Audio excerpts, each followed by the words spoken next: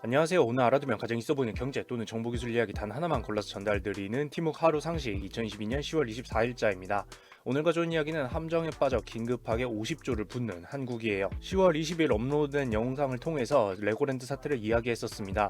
자세히 보시려면 오른쪽 위에 링크를 걸어둘 테니 눌러서 보실 수 있고요. 간단히 요약하자면 강원도 지방자치단체가 보증하는 채권의 빚을 보증한 대로 대신 갚아주지 않겠다고 사실상 선언하면서 모든 채권의 신뢰가 급감하게 되고 위험 등급의 채권은 물론이고 우량 등급의 채권까지도 악영향을 받게 되었습니다. 즉 채권의 이자율이 전반적으로 올랐죠. 그리고 웬만해서는 투자자들이 채권에 투자하지 않으려고 하게 되었습니다. 한 국가의 지방자치단체가 보증하는 채권인 거의 국채에 준하던 채권도 못 믿게 됐다는데 다른 데에도 투자할 리가 없죠. 당연히 이거에도 투자할 리가 없고요. 즉 단순히 하나의 단일 사건이 아니라 금융시장 전반의 신뢰도에 균열이 남은 거예요. 돈 빌렸던 사람이 아니야 도망갔던 거 취소 원래대로 갚아줄게 라고 해도 그런 말을 아예 하지 않았던 순간으로 신뢰가 회복될 수는 없는 것과 같습니다. 이 결과 많은 회사들의 자금줄이 말라버리게 됩니다. 게다가 여러 사업을 하는 회사들뿐만 아니라 금융회사들도 자금줄이 마르게 되죠.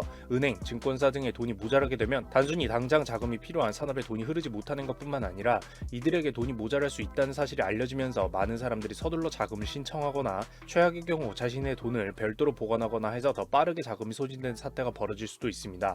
나중 되면 돈 구할 수가 없대 하면 당장 구해놔야겠다 할 수밖에 없잖아요.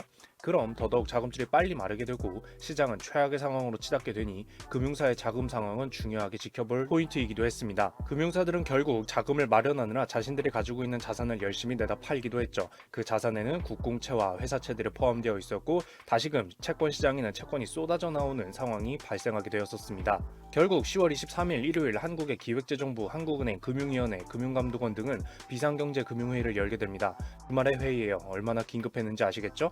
이 회의에서 결정한 것은 총 50조 원에 달하는 자금을 신용시장에 투입하는 방안이에요. 신용시장 또는 크레딧 시장은 어렵게 생각할 필요 없습니다. 일반적으로 신용등급을 매기거나 확인하고 특정 이자로 돈을 직접 빌려주는 형태의 시장을 모두 신용시장이라고 불러요. 단순하게는 채권을 떠올리시면 되겠죠? 다시 50조 얘기로 돌아가서 이 50조는 채권 어음들을 적정선의 이자율로 구매할 수 있도록 모으는 자금이고요.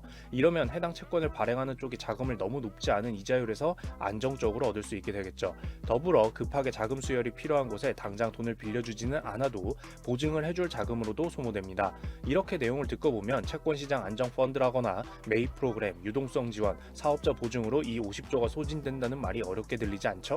결국 구조의 문제일 뿐 이 돈을 통해서 자금이 급한 곳에다가 지원을 해주겠다라는 뜻입니다. 문제는 현재 상황이 영국의 중앙은행, 영란은행이 처해 있던 상황 그리고 그 당시 영국이 처해 있던 상황과 다를 것이 없어 보인다는 점입니다. 지난 영상 중 9월 26일, 29일 그리고 10월 18일에 올렸던 영상이 영국 사태 관련 내용이었는데요. 이것도 오른쪽 위에 링크를 걸어두도록 하겠습니다. 당시 상황을 간단히 표현하면 영국 정부는 자금 상황을 악화시키는 방향의 행동을 내놨고 영국의 화폐인 파운드화와 채권 가치는 폭락하게 됐습니다. 그래서 국가가 발행한 채권이 국채의 가치도 폭락을 하게 되고 관련된 상품을 보유하고 있던 연기금을 포함한 많은 곳들의 자금 상황이 악화되게 됩니다.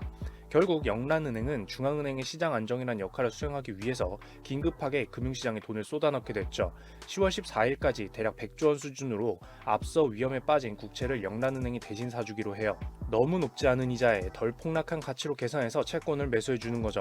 그럼 자금이 필요한 곳은 부담이 적은 가격에 자금을 수혈받는 효과가 나겠죠? 네, 그리고 이건 앞서 말한 한국의 현황과 비슷합니다. 고물가로 금리를 높여 물가와 함께 거품도 잡아야 하는 상황에서 다른 데서 파생된 일로 급격하게 가치를 잃고 자금이 돌지 않는 시장을 안정시키기 위해 수십조 단위의 돈이 투입되게 되고 있죠. 다만 한국은 아직 중앙은행이 직접 관여한 상태는 아닙니다. 즉 이제 한국은행 역시 이렇게 투입될 또 다른 자금을 요청받게 되었다는 건데요.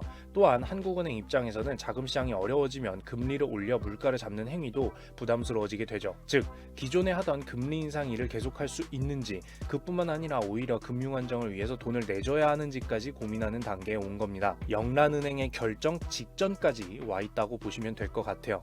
하지만 상황은 이미 긴급 자금이 투입되고 있기 때문에 상황은 영국의 상황과 비슷하다고 비유할 수도 있겠죠.